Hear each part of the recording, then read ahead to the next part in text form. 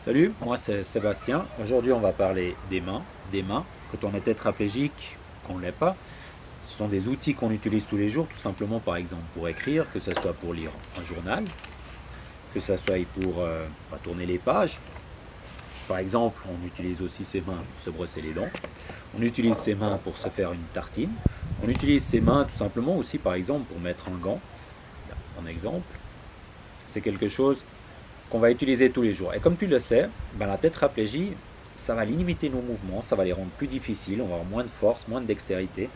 Et le but de cette vidéo, c'est justement de proposer quelques exercices pour augmenter ta dextérité ou découvrir certains gestes que tu peux faire qui peuvent améliorer ta vie de tous les jours. Et ce que j'ai commencé à faire comme auto-exercice, lors des moments où je devais attendre en salle d'attente avant de faire passer à la physiothérapie ou en ergothérapie, j'ai commencé à faire un exercice tout bête, c'est-à-dire j'ai commencé à rouler les doigts sur mes cuisses tout simplement, comme ça, pour essayer de les activer, de les faire bouger.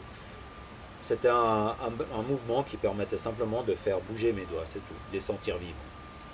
Après ces 9 mois que j'ai passé à l'hôpital, il a fallu rentrer à la maison, et à la maison, bien sûr, même si j'ai passé 9 mois de thérapie assez intensive à l'hôpital, il me manquait encore beaucoup de choses au niveau des doigts, c'est-à-dire je n'avais pas encore beaucoup de dextérité, je n'avais pas encore beaucoup de force.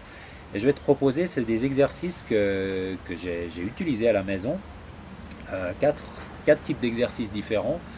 Je vais te les proposer, montrer comment je les ai faits, à toi de les adapter pour toi aussi, de te dire ok, ça c'est peut-être trop difficile, c'est trop facile.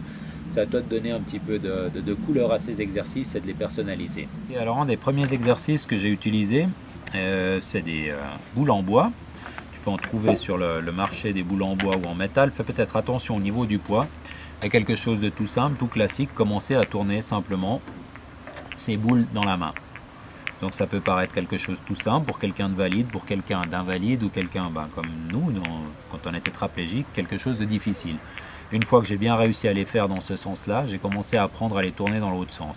Tu vois que j'ai un peu plus de peine, mais voilà, c'est dans les deux sens, que ça soit avec une main ou avec l'autre main. Tac. Voilà. Un autre élément que j'ai utilisé, c'est une balle en mousse. On verra, on l'utilisera pour la force aussi. Cette balle en mousse, j'ai utilisé aussi pas simplement pour ma dextérité. Simplement des exercices tout simples en essayant de faire comme si je veux dévisser ou revisser quelque chose sur une table, par exemple. Des rotations dans un sens et dans l'autre sens. La souplesse et la force, ça m'aide. Et on peut aussi choisir de faire des rotations, d'essayer de faire des rotations, pousser le pouce dans un autre axe, c'est-à-dire dans un axe horizontal comme ça, puis après essayer de trouver un autre axe pour le pouce vers le bas, ce qui est beaucoup plus difficile pour moi. Hop, hop, hop. La même chose avec l'autre main, comme ça, comme si je visse ou je dévisse. On n'est pas obligé de le faire sur une surface plate comme une table, on peut le faire en l'air aussi, dans un sens et dans l'autre.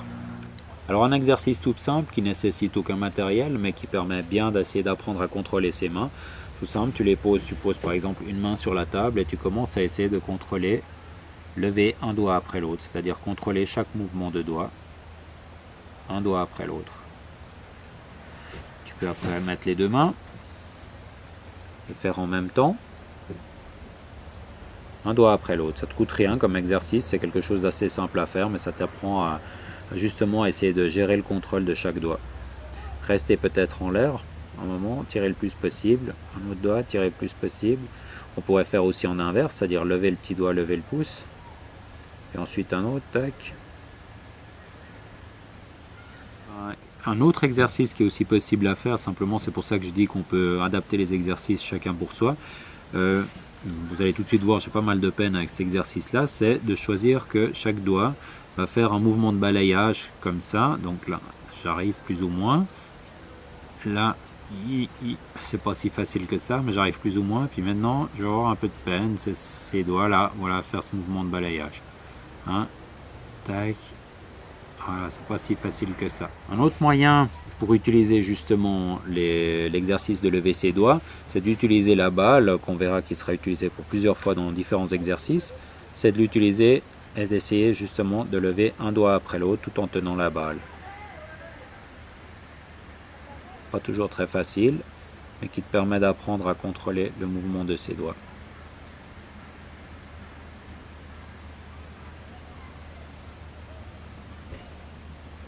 Ou un autre outil pour faire des exercices, on peut prendre un crayon.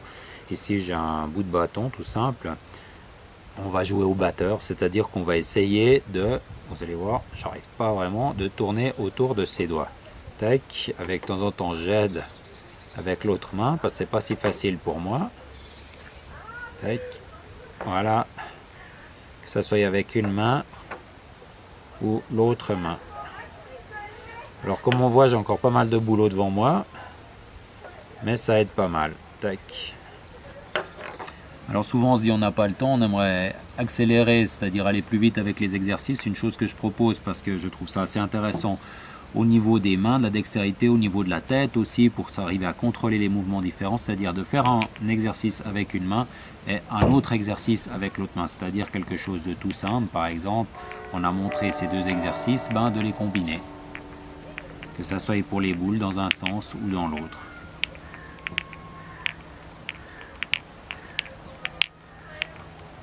Voilà, une fois que j'ai terminé les exercices, c'est peut-être une séance qui va durer 15-20 minutes.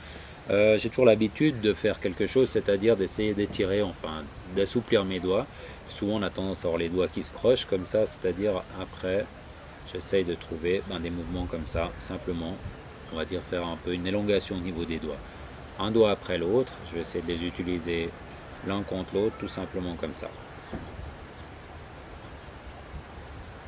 J'attends chaque fois quelques secondes pour chaque doigt. Là, je vais un peu plus vite pour la vidéo. Alors voilà, pour les exercices de dextérité que je vous ai proposés, c'est juste quelques exemples. Je vous conseille à vous de les personnaliser, de chercher d'autres exercices, d'en parler aussi avec votre ergothérapeute, de voir avec chacun comment est-ce que vous pouvez améliorer ces exercices.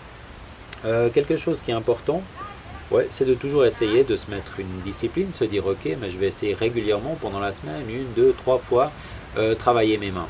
Travailler les mains, vous allez vous dire mais où, je n'ai jamais le temps. Ok, un moyen qui est très simple, c'est de se dire je vais les utiliser, ou bien je vais utiliser ces exercices par exemple devant la télé. Quand je regarde la télé, je vais me faire une petite pause de 15-20 minutes d'exercice quand je me lève le matin ou quand je vais me coucher avant d'aller au lit, avant de dormir, faire quelques-uns de ces exercices.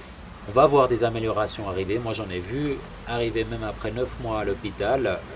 J'ai pu commencer à attacher correctement mes chaussures. J'ai pu commencer tout simplement attacher mes boutons de chemise correctement, c'est-à-dire ceux-là j'arrivais plus ou moins à les attacher, j'ai gagné en rapidité, mais ceux des manches j'arrivais pas à les attacher. C'est quelque chose que j'ai appris après à la maison à pouvoir les réattacher moi-même sous ces boutons de chemise. C'est des exercices, ces exercices de dextérité m'ont permis justement de pouvoir faire ces choses-là. Quelque chose qui m'a aussi, où j'ai aussi pu apprendre à le faire moi-même, c'est quelque chose que je n'arrivais pas à faire à l'hôpital, c'est que je devais toujours demander à quelqu'un d'autre de m'ouvrir une bouteille de boisson comme ça, et maintenant c'est quelque chose que j'arrive à faire. C'est pas seulement une question de dextérité, c'est aussi une question de force. Ça, on verra dans une prochaine vidéo.